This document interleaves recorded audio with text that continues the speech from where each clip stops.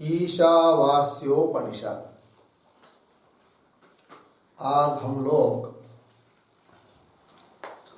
उपनिषदों में प्रथम उपनिषद ईशावास्योपनिषद,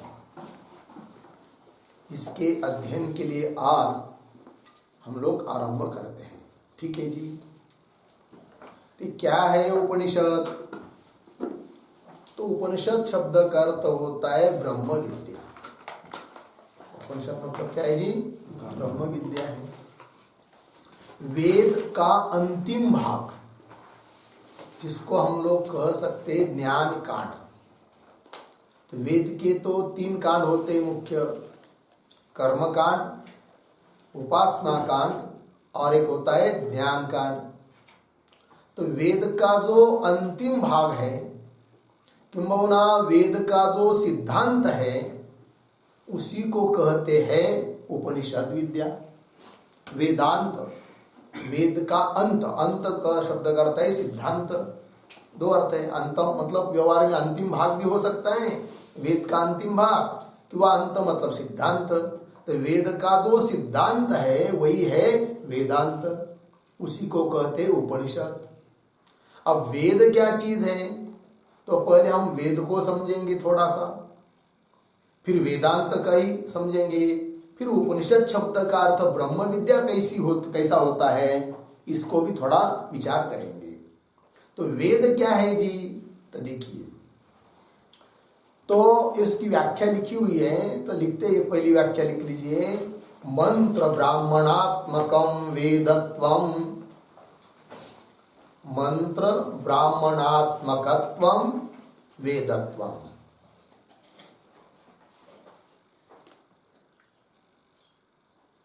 मंत्र ब्राह्मणात्मकत्वम वेदत्वम। ठीक। तो वेद में मंत्र और ब्राह्मण, तो मंत्र ये संहिता भाग हुआ, और उन मंत्रों की व्याख्या ही होता है ब्राह्मण भाग। 2 होते हैं, इसको बोलते हैं वेद। एक भाषा हो गई, एक परिभाषा हो गई। ठीक है ना। मुख्य परिभाषा बताएंगे और भी, कि देखिए भाई, हम लोग जीवन में जीते जी हर समय एक ही प्रयास करते हैं। क्या? कि हम लोगों को, कोई भी जीव हो, इष्ट के प्राप्ति के लिए प्रयत्न करता है, और अनिष्ट का परिहार, अनिष्ट की निवृत्ति, अनर्थ की निवृत्ति हो जाए, इसके लिए आदमी क्या करता है जी? प्रयत्न करता रहता है हमेशा। और इष्ट क्या है सब लोगों के लिए, सब जीवों के लिए? इष्ट सुख, निरुपाधिक, अनंत, ऐसा सुख प्राप्त हो जाए कि जो प्राप्त होने के बाद कभी नष्ट न होवे। और ऐसा सुख प्राप्त होना चाहते हैं सभी जीव, कि जिससे बढ़कर और कोई दूसरा सुख नहीं है। अर्थात सबके लिए इष्ट है क्या जी? सुख है। और दुख सबके लिए अनिष्ट है। तो दुख और दुखों का साधन, दुखों का उपाय, इसके निवृत्ति के लिए हम लोग, हर एक जीव हर क्षण प्रयत्न करता रहता है, इष्ट के प्राप्ति के लिए और अनिष्ट की निवृत्ति के लिए उपाय खोजता रहता है, कुछ न कुछ करता रहता है। किंतु लौकिक अथवा व्यवहारिक कोई भी उपाय कर देने से न तो अंतिम इष्ट की प्राप्ति होती है, न तो सभी अनिष्ट की निवृत्ति होती है।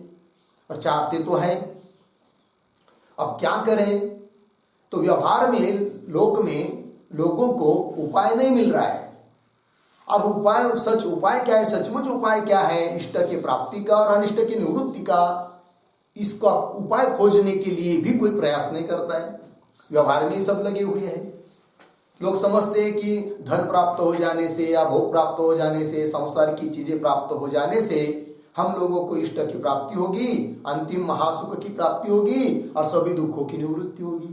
किंतु उससे तो आज तक किसी को भी पूर्ण सुख की प्राप्ति हुई नहीं है कि नहीं? और सभी दुखों की निवृत्ति हुई नहीं है, क्योंकि वो उपाय है ही नहीं है।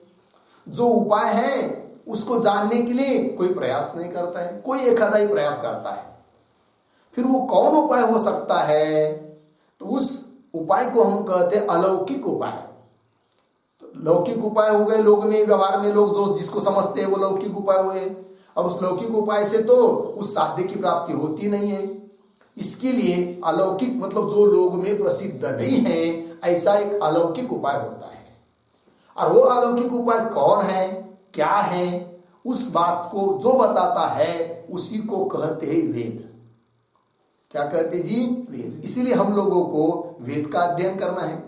समस्त वेद का अध्ययन तो कर नहीं सकते, किंतु उसका जो ज्ञान कांड है कि जिसमें सभी वेदों का तात्पर्य है, सभी वेद उस ज्ञान प्रतिपादन करने के लिए ही तात्पर्य रखते हैं, वो भाग है वेदांत भाग, उपनिषद भाग। इसको हम लोग अध्ययन करेंगे। तो हम लोग विचार कर रहे थे वेद पर, तो अलौकिक उपाय बताने वाला जो ग्रंथ उसको कहते हैं क्या जी? वेद। ये भी परिभाषा लिख लीजिए। इष्ट प्राप्ति अनिष्ट परिहारयो हो,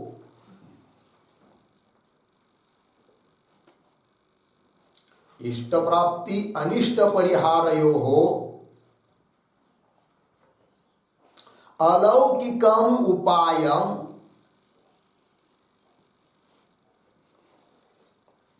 अलौकिकम उपायम यह ग्रंथः वेदयति,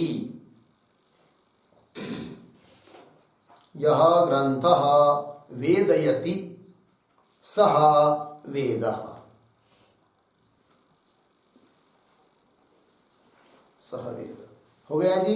देखिए भाई अर्थ इष्ट प्राप्ति बता दिया, इष्ट क्या है करके। सभी लोगों के, सभी जीवों के लिए इष्ट क्या है जी? सुख ही इष्ट है, और दुख क्या है जी? अनिष्ट है। इष्ट प्राप्ति के लिए और अनिष्ट का परिहार, अनिष्ट के निवृत्ति के लिए जो अलौकिक उपाय है, उस अलौकिक उपायम यह ग्रंथ, जो ग्रंथ बताता है, वेदयति ज्ञापन करा देता है, बता देता है, उस ग्रंथ को हम लोग कहते हैं क्या जी? वेद। हो गया इतना बात। और एक परिभाषा लिखते हैं, धर्म ब्रह्म प्रतिपादकम,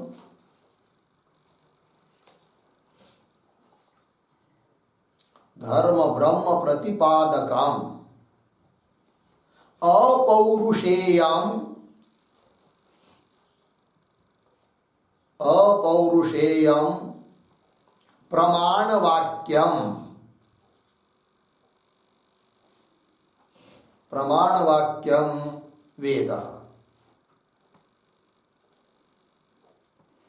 ठीक, देखिए भाई, धर्म और ब्रह्म इनका प्रतिपादक, तो वेदों में दोनों बातों का प्रतिपादन हुआ है, धर्म का भी और ब्रह्म का भी। धर्म क्या है जी?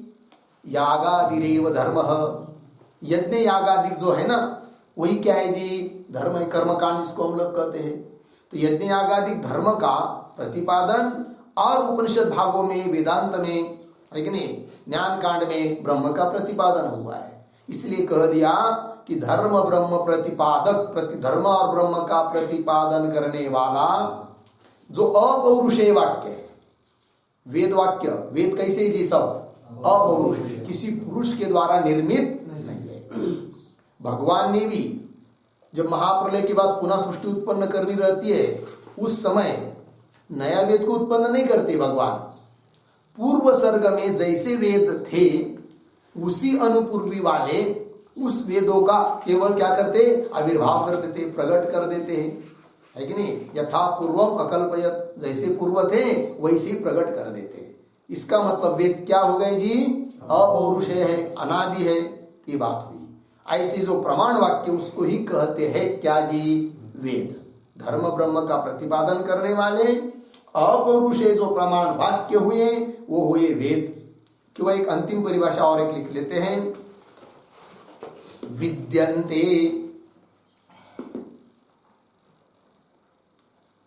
विद्यन्ते बराबर ज्ञायन्ते बराबर लभन्ते वा एभिः, एभिः धर्मादि पुरुषार्थाः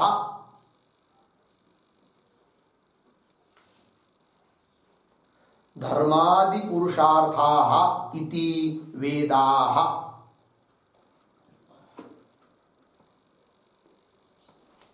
इति वेदाः।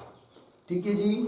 देखिए भाई, विद्यन्ते अर्थात ज्ञायन्ते, लभन्ते वा, ये भी जिनके द्वारा ज्ञान होता है किंवा लाभ होता है, न्यायन्ते वा लभन्ते वा, है कि नहीं, बराबर न करके अलग भी रख सकते हैं, जाना जाते हैं क्यों प्राप्त होते हैं, जिनके द्वारा। कौन कौन प्राप्त होते हैं? धर्मादि पुरुषार्थ। आदि शब्द से अर्थ, काम और मोक्ष, चार पुरुषार्थ बताइए, धर्म, अर्थ, काम और मोक्ष। इन पुरुषार्थों का जिनसे, जिनके द्वारा ज्ञान होता है कि वह लाभ होता है, प्राप्ति होती है, उन ग्रंथों को कहते हैं क्या जी? वेद। ये बात हो गई। ठीक है। अब उस वेद में से हम लोग पढ़ रहे केवल उपनिषद भाग को, वेदांत को। इसमें धर्म, अर्थ और काम, इसका ज्यादा विचार नहीं किया है। किसका विचार किया है? केवल मोक्ष का। क्योंकि इन चार पुरुषार्थों में से पहले जो तीन पुरुषार्थ है, धर्म, अर्थ और काम, ये अनित्य है, उत्पन्न होते, नष्ट होते, इसलिए अनित्य है। और मोक्ष रूप पुरुषार्थ जो है वो नित्य है। उसी का विचार यहां पर होगा। न स पुनरावर्तते, ऐसी श्रुति कहती है मोक्ष प्राप्त होने के बाद। और बाकी के तीन पुरुषार्थों के बारे में तो तद्यथा इह कर्मचितः लोकः क्षीयते एवं एव अमुत्र पुण्यचितः लोकः क्षीयते, ऐसा श्रुति बताती है कि जिस प्रकार यहाँ कर्म से प्राप्त हुई कोई भी वस्तु नष्ट हो जाती है, उसी प्रकार अन्य लोगों में, स्वर्ग आदि में या स्वर्ग आदि की प्राप्ति होती है पुण्य से। तो पुण्य करना भी कर्म ही है। तो पुण्य से प्राप्त हुए जो स्वर्ग आदि, उनका भी क्या होता है जी? नाश होता है। कहने का तात्पर्य धर्म, अर्थ और काम, ये सब तीन पुरुषार्थ अनित्य हैं, उनका विचार ज्यादा नहीं। तो यहाँ पर इन उपनिषदों में किसका विचार है जी? ब्रह्म का ही विचार है, मोक्ष का ही विचार है। ठीक है ना जी। तो चलिए, तो हम लोग पढ़ रहे हैं वेदांत को। वेदांत मतलब उपनिषद, है कि नहीं? तो वेदांत इस शब्द का भी अर्थ लिख लेते हैं। व्याख्या नंबर 1, जीव ब्रह्मा भेद बोधक वाक्यम।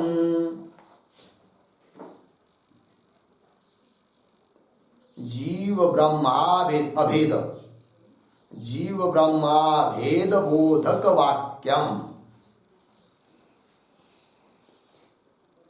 वेदांत। ठीक। जीव और ब्रह्म, इन दोनों का अभेद प्रतिपादन करने वाले जो वाक्य हैं, उन वाक्यों को ही कहते हैं क्या जी? वेदांत वाक्य। और उपनिषद वाक्यों में जीव ब्रह्म का अभेद ही प्रतिपादन किया है, इसलिए उपनिषद सभी क्या है जी? वेदांत ही है। और एक व्याख्या लिखते हैं, वेदानाम अंतः,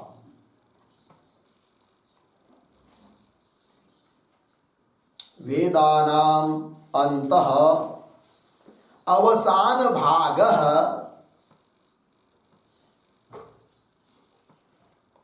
अवसान भागः वेदांतः।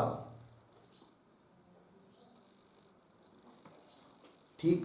देखिए, वेदानाम अंत, वेदों का अंत अर्थात अवसान भाग, अंतिम भाग, उसी का नाम है क्या जी? वेदांत। हो गया ना? उपनिषद ही वेदांत है। अब उपनिषद शब्द का अर्थ बताया था ब्रह्म विद्या, तो वो कैसे होता है? तो पहले उपनिषद शब्द की व्याख्या लिखते हैं, फिर व्युत्पत्ति भी लिखा देते हैं। तो उपनिषद नंबर 1, अज्ञान निवारिणी विद्या।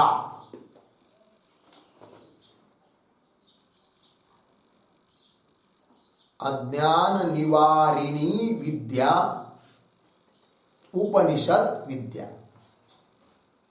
बराबर ब्रह्म विद्या। अज्ञान निवारिणी विद्या मतलब उपनिषद विद्या अर्थात ब्रह्म विद्या। ठीक। चलिए, अज्ञान निवारिणी ऐसी विद्या, उस विद्या को कहते उपनिषद विद्या कि जिससे अज्ञान की क्या होती है जी, निवृत्ति होती है, नाश होता है। ठीक है ना। हम लोग जो भी है, जितने भी जीव है, सबको ही अज्ञान है। किस चीज का? व्यवहार को तो कई पदार्थों का अज्ञान है, उस बात को छोड़ दीजिए, किंतु जो अपना मूल तत्व है, अधिष्ठान तत्व, अपना वास्तव स्वरूप जो है, उसका ही ज्ञान जीवों को नहीं है। किसी को भी यदि पूछेंगे कि भाई तुम कौन हो, तो झड़दिशी उसके मन में जो है वो बात बता देता है। उसके मन में जाति है तो पहले जाति बता देगा, मैं ब्राह्मण हूं, मैं क्षत्रिय हूं, या मैं पुरुष हूं, या उसकी बुद्धि में जो भी होगा। समझ लीजिए वो डॉक्टर है तो कह देगा मैं डॉक्टर हूं, मैं कृषक हूं, है कि नहीं, उस प्रकार से कह देता है। कहने का तात्पर्य शरीर के धर्म और शरीर को लेकर ही आदमी अपना परिचय देता है। किंतु शास्त्र कहता है, वेद कहते हैं कि भाई ये शरीर तो पंचमहाभूतों का है, ये तो पहले नहीं था, बाद में भी नहीं रहेगा, और हम तो ये शरीर प्राप्त होने के पहले भी थे, बाद में भी रहने वाले हैं। इसका मतलब ये शरीर तो आगमापाई हुआ, आने वाला जाने वाला हुआ, विकृत है, वो नष्ट होने वाला है। तो जो नष्ट होने वाला है, जो पहले नहीं था, बाद में नहीं रहेगा, ये शरीर हमारा स्वरूप हो सकता है क्या? नहीं। किंतु सब लोग अपने को शरीर को लेकर ही जानते हैं कि नहीं, यही अज्ञान है। अर्थात हम वास्तव में कौन हैं, इसका ज्ञान लोगों को नहीं है। इसी को कहते अज्ञान। ज्ञान नहीं मतलब क्या है? फिर अज्ञान है। तो उस अज्ञान को हटाने वाली जी विद्या है, उसी का नाम है उपनिषद विद्या, ब्रह्म विद्या। उपनिषद बताते हैं कि तुम कौन, मैं कौन हूं। ठीक है ना जी। तो ये बात हो गई अज्ञान निवारिणी विद्या, उपनिषद विद्या। एक बात हो गई। दूसरी व्याख्या देखिए, ब्रह्म विद्या प्रतिपादक।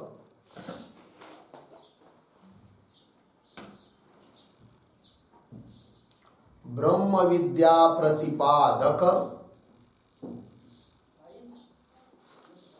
वेद शिरोभाग।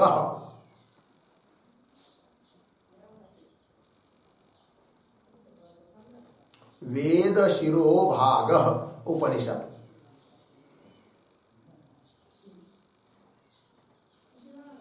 ठीक है जी।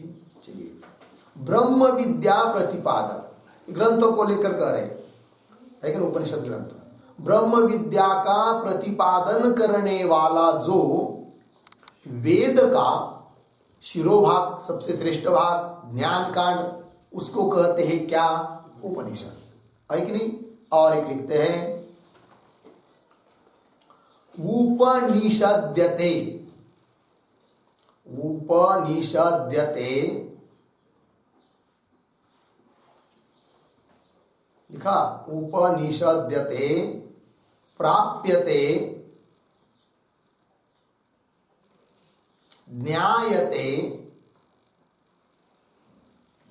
ब्रह्मात्म भावः।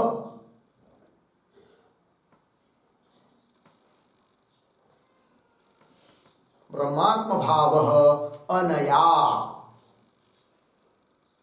इति उपनिषद।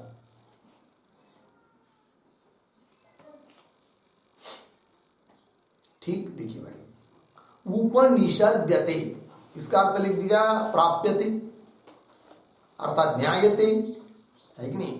प्राप्त किया जाता है, जाना जाता है ब्रह्मात्म भाव जिससे, उसको कहते हैं क्या? उपनिषद, अर्थात ब्रह्म विद्या। ठीक है ना जी। तो ये बात हो गई, व्याख्या हो गई। अभी शब्द की उत्पत्ति भी थोड़ी बता देते हैं।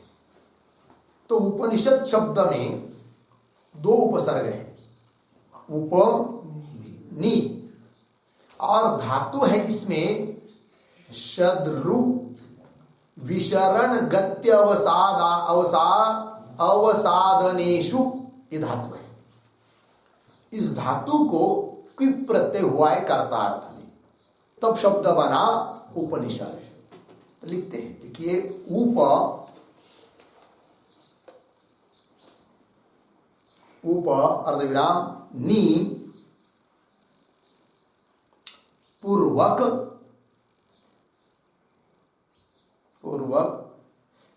शद्रु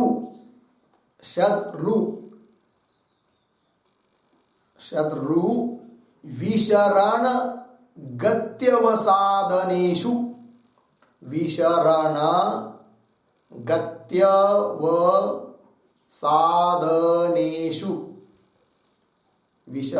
गत्यवसादनेषु इति धातोः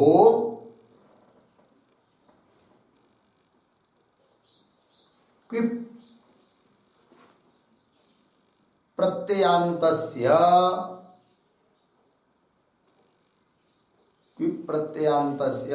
रूपम उपनिषद इति।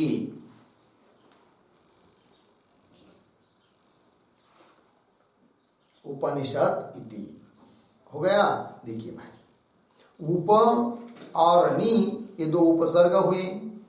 शद्रु धातु है, उस धातु का अर्थ है, तीन अर्थ दिया है, विशरण, गति, अवसादन। विशरण का अर्थ होता है नाश, गति का अर्थ होता है प्राप्ति, और अवसाधन का अर्थ होता है शिथिल करना, है कि नहीं? क्या करना? शिथिल करना। शिथिल करना मतलब क्या जी? कम होना, शिथिल होना, है कि नहीं? ये बात है, बताएंगे। इस धातु को क्विप प्रत्यय हुआ तब शब्द बना कौन सा? अब इसमें जो उपसर्ग है उसका अर्थ है सामीप्य, ठीक है। और नि शब्द का अर्थ है निश्चयार्थक व निरंतर, यह अर्थ है। तो उपसर्ग भी क्या बताता है? एक वाक्य लिखिए, सामीप्यवाचिना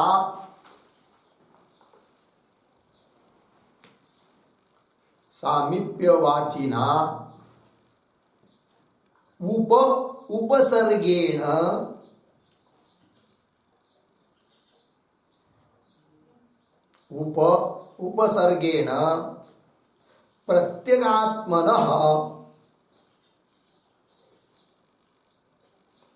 प्रत्यगात्मनः ब्रह्म सामीप्यम उच्यते।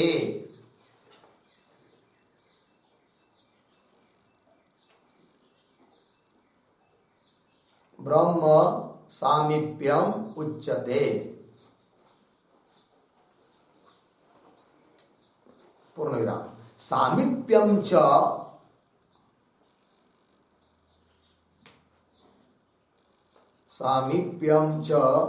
तयोः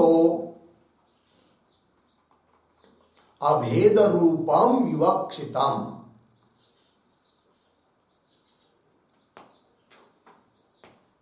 अभेद रूपम विवक्षितम, ठीक। देखिए भाई अर्थ, सामीप्यवाची उपसर्ग है कौन सा? उप। तो सामीप्यवाचिना उपसर्गेन, इस उपसर्ग के द्वारा प्रत्यगात्मनः ब्रह्म सामीप्यम उच्यते। प्रत्यगात्मा का ब्रह्म के साथ क्या है जी? सामीप्य है। इस बात को बताया जा रहा है उपसर्ग से। प्रत्यगात्मा मतलब त्वम पदार्थ, त्वम पद का लक्षार्थ, लक्षांश, साक्षी, कूटस्थ जिसको हम लोग कहते हैं, ठीक है ना जी? पारमार्थिक जीव, प्रत्यगात्मा, उसका और ब्रह्म का क्या है जी? सामीप्य। बोलेंगे भाई सामीप्य है, सामीप्य किस प्रकार का है? क्योंकि जैसे कोई चीज हमारे पास है तो वो भी हमारे समीप होती है, उस प्रकार ब्रह्म के समीप जीव रहता है, ऐसा कहना है क्या प्रत्यगात्मा? नहीं।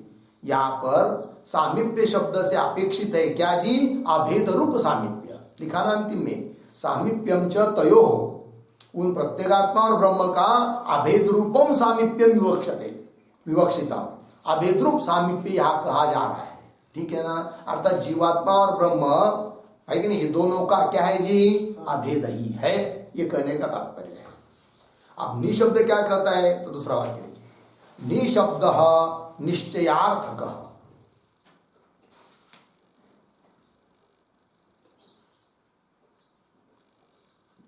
नि शब्द निश्चयार्थक। पूर्ण विराम। तथा च उपसर्गद्वयेन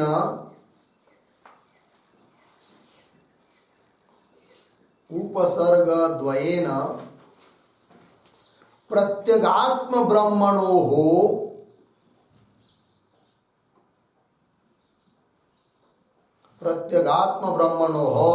अभेद निश्चय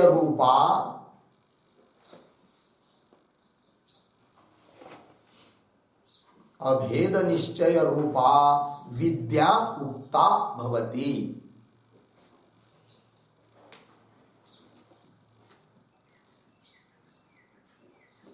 विद्या उक्ता भवति। ठीक है, चलिए अर्थ बताता हूं। नि शब्द जो नि उपसर्ग आया है वो निश्चयार्थक है। ठीक, तो दो उपसर्ग हुई, उप और नि। इससे क्या बताया जा रहा है फिर? उपसर्ग द्वयेन, है कि नहीं? प्रत्यगात्म ब्रह्मणो, प्रत्यगात्मा और ब्रह्म इन दोनों का अभेद निश्चय रूपा विद्या, अभेद का निश्चय रूप विद्या अर्थात ब्रह्म विद्या, यही कही जा रही है। ठीक है ना जी। चलिए, अब धातु जो है शत्रु, उसके तीन अर्थ बताए थे। क्या क्या? विशरण, अवसादन और गति। धातु के अर्थ तीन बताए। और कर्तार्थ में क्विप प्रत्यय हुआ है, तब शब्द बना उपनिषद। तो क्या तात्पर्य इसका? तो लिखते एक वाक्य, प्रत्यगात्म ब्रह्म गोचरा विद्या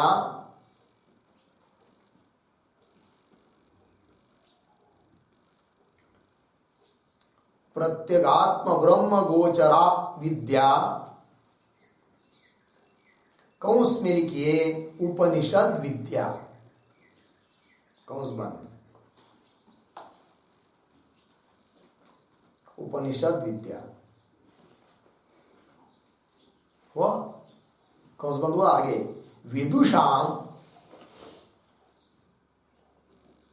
विदुषाम अनर्थम शातयति,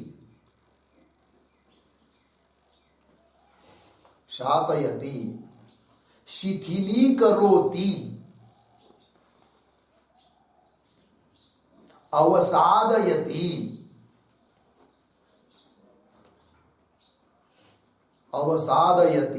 शिथिलीकरोति, अवसादयति, नाशयति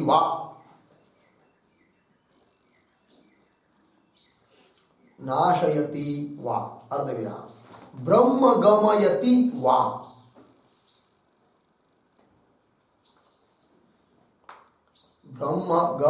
वा, इति उपनिषद शब्द व्युत्पत्त्या,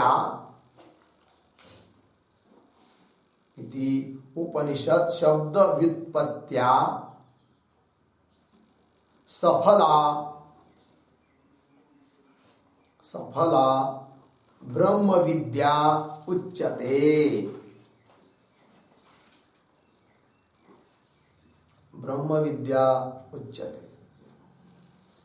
ठीक, देखिए भैया,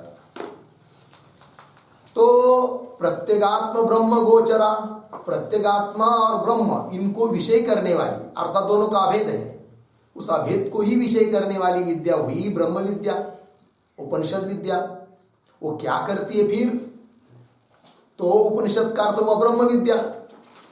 फिर वो क्या करती है? विदुषाम, जो उस ब्रह्म विद्या को जानता है, जिसको ब्रह्म बोध हो जाता है, ऐसा जो विद्वान, उनके अनर्थ को, दुखों को, अनर्थ वो दुख और दुखों का कारण अज्ञान, तो अज्ञान और अज्ञान का कार्य दुख, इन सब का नाश कर देती है।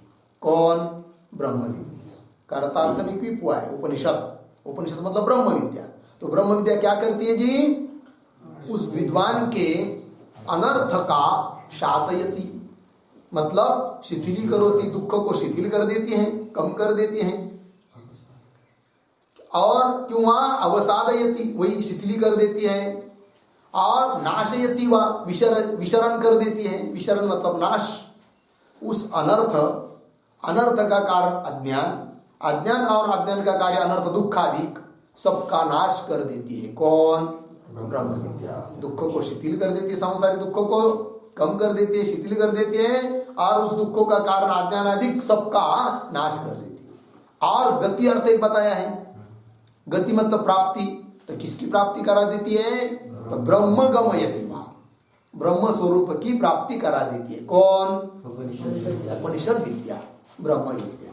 ठीक है ना जी। तो धातु के 3 अर्थ हुए थे, बताए थे, विशरण, गति, अवसाधन। अवसाधन है कि नहीं? तो तीनों बता दिया। तो शातयति का मतलब शिथिली करोति, अवसादयति नाशयति वा, नष्ट कर देती है या शिथिल कर देती है, और ब्रह्म गमयति वा, और ब्रह्म को प्राप्त करा देती है। वो ब्रह्म उपनिषद विद्या। इस प्रकार से उपनिषद शब्द व्युत्पत्त्या, उपनिषद शब्द की व्युत्पत्ति से, व्युत्पत्ति बता दी शब्द की, शब्द कैसा निर्माण हुआ, क्या धातु है, क्या हुआ करके उससे अर्थ निकला क्या? ब्रह्म विद्या। और वो ब्रह्म विद्या कोई निष्फल वस्तु नहीं है, सफला फल है। क्या? ब्रह्म भाव की प्राप्ति, सभी अनर्थ की निवृत्ति। वही बताया, सफला ब्रह्म विद्या उच्यते। ठीक है। तो उपनिषद शब्द का अर्थ हुआ क्या? ब्रह्म विद्या। इतना हुआ। अब बोलेंगे भाई उपनिषद शब्द का अर्थ ब्रह्म विद्या है, लेकिन ग्रंथों को भी तो हम लोग बोलते हैं उपनिषद, तभी तो व्यवहार होता है ना कि मैं उपनिषद पढ़ रहा हूं, उपनिषद पढ़ा रहा हूं। तो ग्रंथों को भी तो उपनिषद बोलते हैं। ये कैसे फिर? तो उसके लिए एक वाक्य लिखते हैं, ग्रंथे तु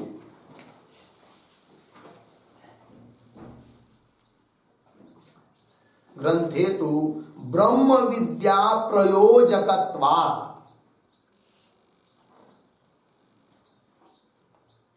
ब्रह्म विद्या प्रयोजकत्वात् लक्षणया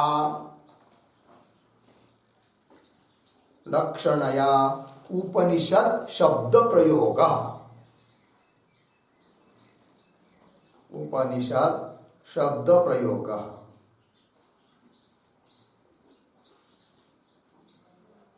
ठीक है जी। चलिए, ग्रंथ में उपनिषद शब्द का प्रयोग होना है कि नहीं? वो कैसे? तो ब्रह्म विद्या प्रयोजकत्व, ब्रह्म विद्या का प्रयोजक है, प्राप्त करा देने वाला है। कौन? ग्रंथ। इसलिए उस प्राप्त करा देने वाला है, प्रयोजक होने के कारण ग्रंथ को भी बोल देते हैं क्या? उपनिषद।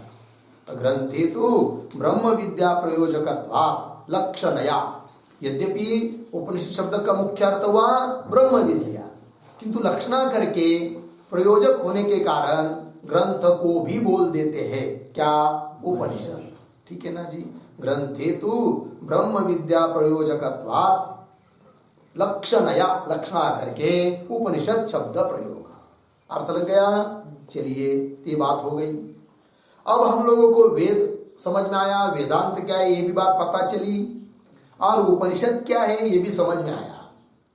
अब इस उपनिषद अर्थात ब्रह्म विद्या का अनुबंध चतुष्टय क्या है? क्योंकि कोई भी बुद्धिमान व्यक्ति किसी भी कार्य में जब प्रवृत्त होता है तो तभी प्रवृत्त होता है जब उसको उसके अनुबंध चतुष्टय का ज्ञान होता है। अनुबंध चतुष्टय, चतुष्टय मतलब 4 है, अनुबंधित करने वाले, प्रवृत्त कराने वाले। क्या है 4 वो? अधिकारी, विषय, प्रयोजन और संबंध। व्यवहार में कोई भी व्यक्ति किसी भी काम में लग जाता है क्या? नहीं लगता। विचार करता है वो कि वो क्या काम है, मेरा विषय है कि नहीं, ठीक है ना, इससे मुझे क्या मिलेगा, अर्थात प्रयोजन क्या है। फिर वो प्रयोजन यदि मुझे चाहिए तभी मैं उसका अधिकारी हूं, तो अधिकारी है कि नहीं। फिर वो 3 जब बन जाते हैं, अधिकारी, विषय और प्रयोजन, तब संबंध तो आता ही है। मतलब 4 जानना अत्यंत जरूरत होते हैं, है कि नहीं। तो यहां पर भी क्या है अनुबंध चतुष्टय जी, तो उसको भी बताते हैं। तो लिखते हैं एक वाक्य, व्याख्येयस्य ग्रंथस्य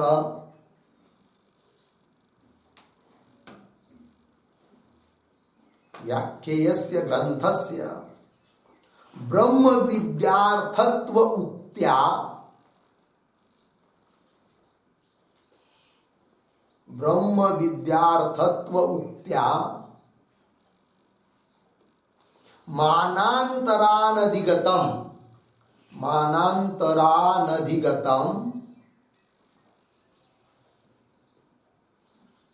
मानांतरानधिगतम ब्रह्म तस्य विषयः।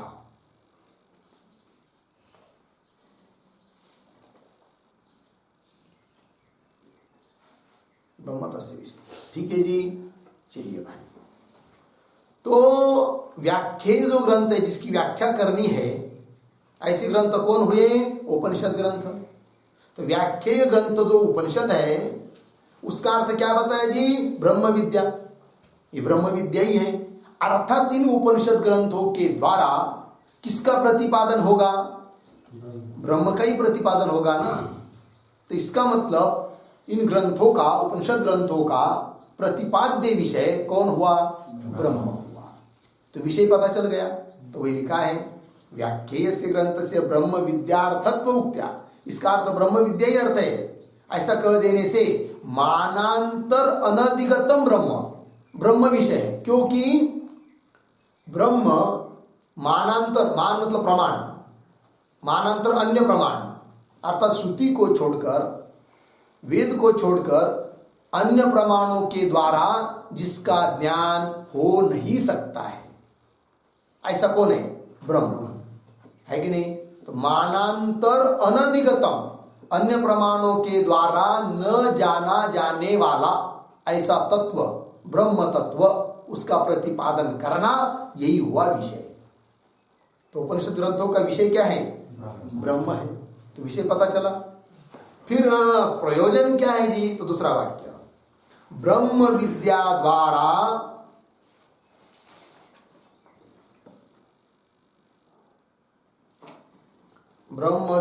द्वारा मुक्ति ही प्रयोजनम।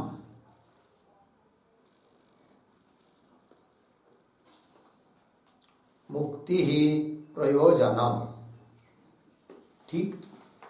तो ब्रह्म विद्या प्राप्त हो जाएगी, ज्ञान, ब्रह्म विद्या मतलब ज्ञान हुआ, और ज्ञान से होता है मोक्ष।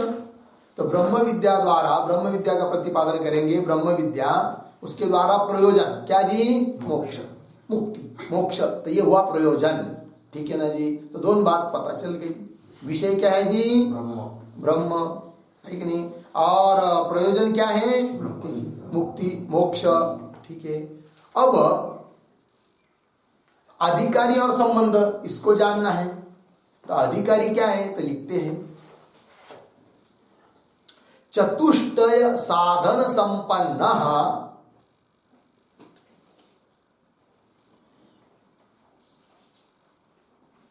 चतुष्टय साधन संपन्न अधिकारी।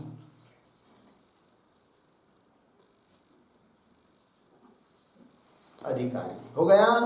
चतुष्टय साधन, चार साधन से जो संपन्न है, चार साधन से जो युक्त है, वही अधिकारी हुआ। चार साधन कौन? विवेक, वैराग्य, समाधि षटक और मुमुक्षुत्व। ये चार साधन जिसके पास है, जिसमें है, वही इस उपनिषद ग्रंथों का, उपनिषद विद्या का क्या है जी? अधिकारी है। लग गया? अधिकारी की समझ में आया।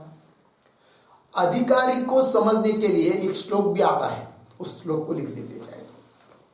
प्रशांत चित्ताय जितेन्द्रियाय, लिखिए, प्रशांत चित्ताय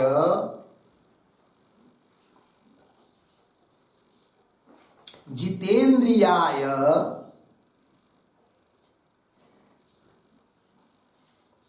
प्रहीण दोषाय, प्रहीण दोषाय यथोक्त कारिणे, ये पूर्वार्ध हुआ, यथोक्त कारिणे। आगे, गुणान्विताय, गुणान्विताय विताय या अनुगताय, अनुगताय संधि करके, गुणान्विताय अनुगताय, तो यह में अ दीर्घ संधि, गुणान्वितायानुगताय, आगे नित्यम प्रदेयमेतत् सततम, प्रदेयमेतत् सततम मुमुक्षवे, मुमुक्षवे झालं।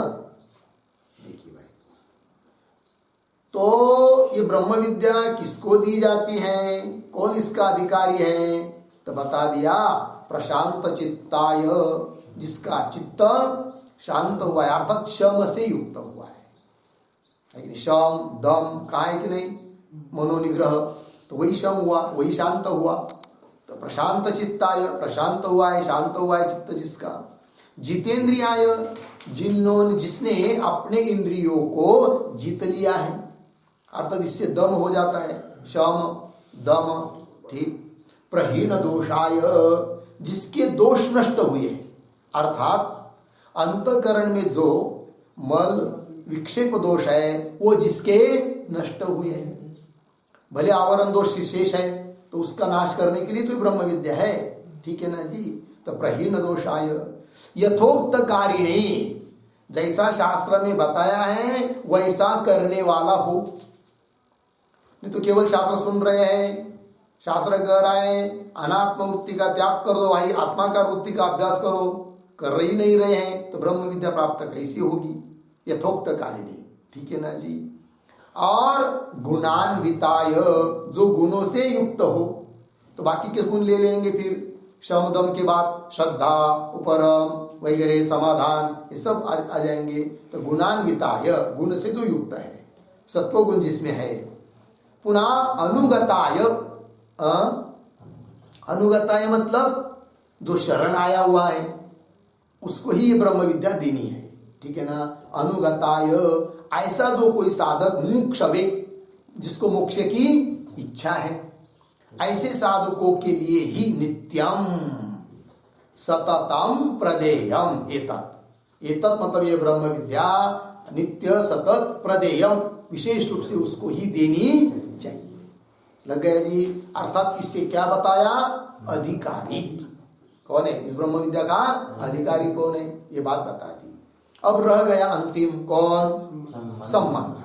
तो संबंध क्या है जी, तो लिखते हैं संबंधः तु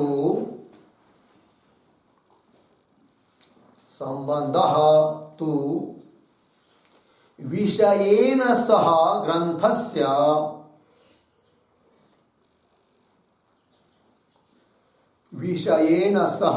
ग्रंथस्य प्रतिपाद्य प्रतिपादक लक्षणः,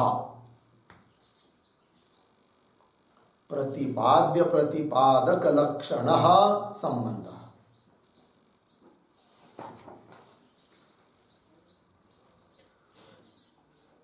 ठीक है जी। चलिए भाई, तो किसका किसके साथ ये संबंध हुआ, कौन संबंध, प्रतिपाद्य प्रतिपादक लक्षण, मतलब प्रतिपाद्य प्रतिपादक भाव संबंध। किसका किसके साथ, ग्रंथ और विषय, इन दोनों में एक प्रतिपाद्य है, एक प्रतिपादक है। तो प्रतिपादन करने वाला कौन हुआ, ग्रंथ, और प्रतिपाद्य कौन हुआ, विषय, है कि नहीं। तो ब्रह्म का ही प्रतिपादन कर रहा है, तो दोनों का संबंध बन गया क्या, प्रतिपाद्य प्रतिपादक भाव संबंध। इस प्रकार से और भी संबंध बहुत सारे बन सकते हैं, जैसे प्रयोजन और अधिकारी।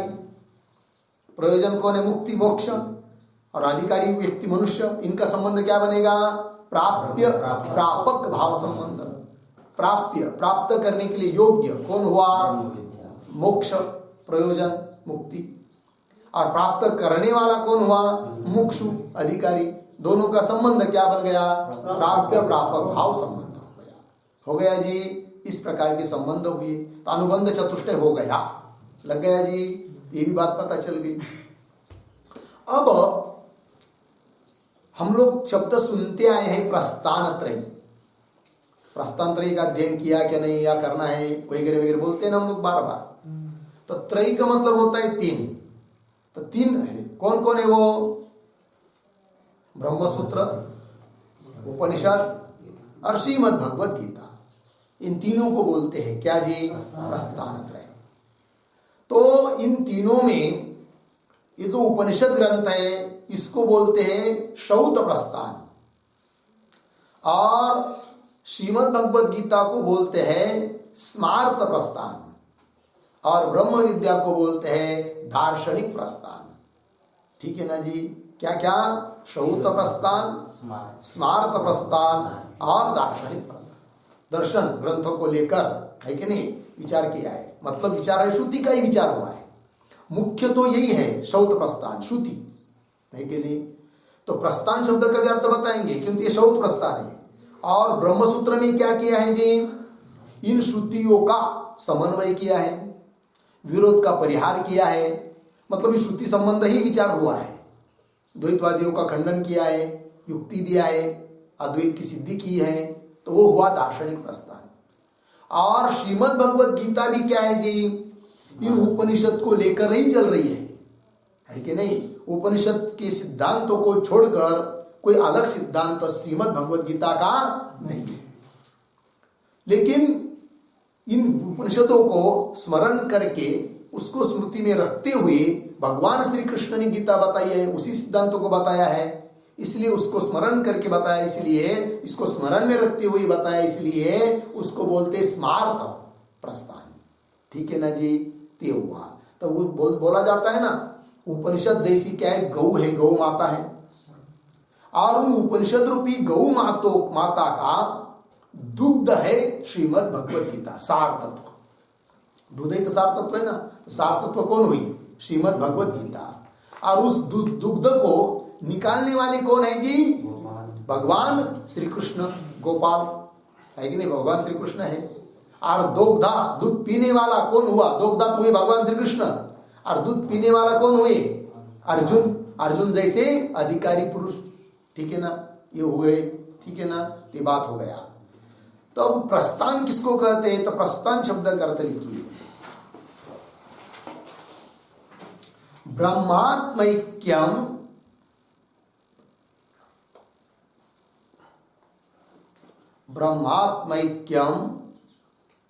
प्रस्थीयते ज्ञायते अनेन इति प्रस्थानम। अनेन इति प्रस्थानम। ठीक है जी? चलिए, ब्रह्मात्मैक्यम, ब्रह्म और आत्मा की एकता, प्रस्थीयते अर्थात न्यायते, जाना जाती है जिससे, उसको बोलते हैं क्या? प्रस्थान। वो कितने हुए? 3 बता दिया। और एक व्याख्या, अभीष्ट वस्तु चालनम प्रस्थानम।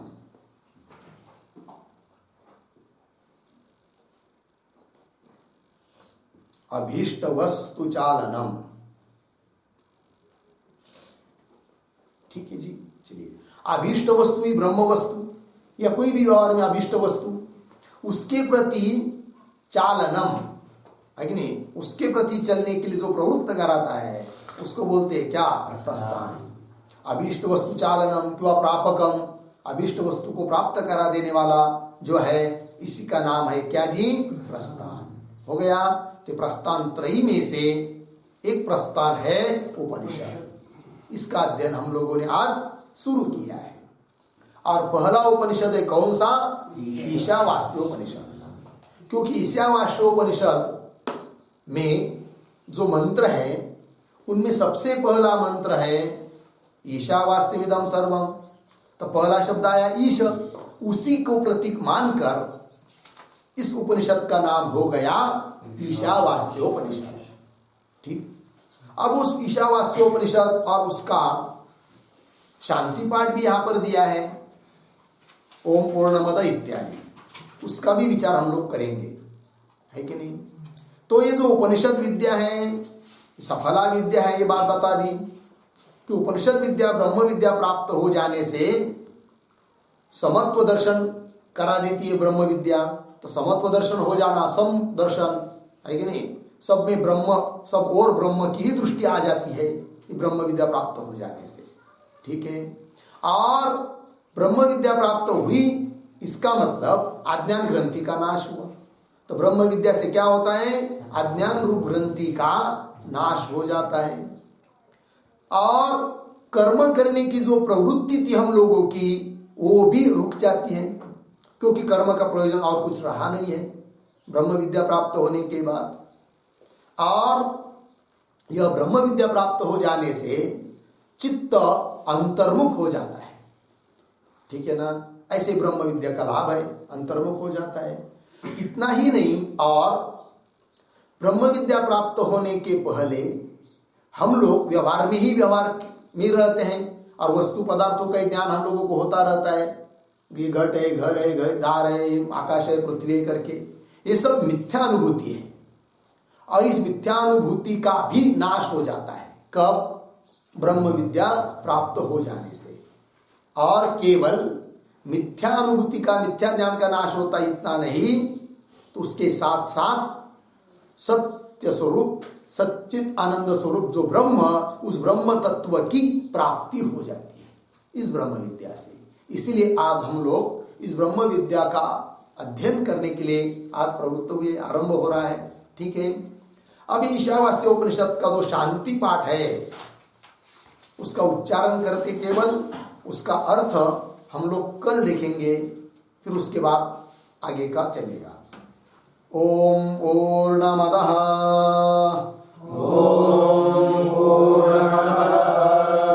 पूर्णमिदं पूर्णात् पूर्णमुदच्यते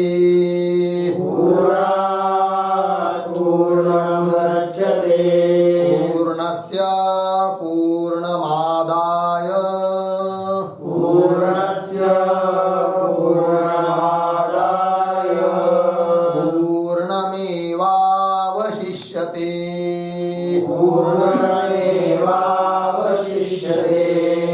ओम शांति शांति शांति। ओम शांति शांति शांति। ठीक। कुंडलिका वरदारिष्ट श्री ज्ञानदेव तुकाराम पंढरीनाथ भगवान की जय।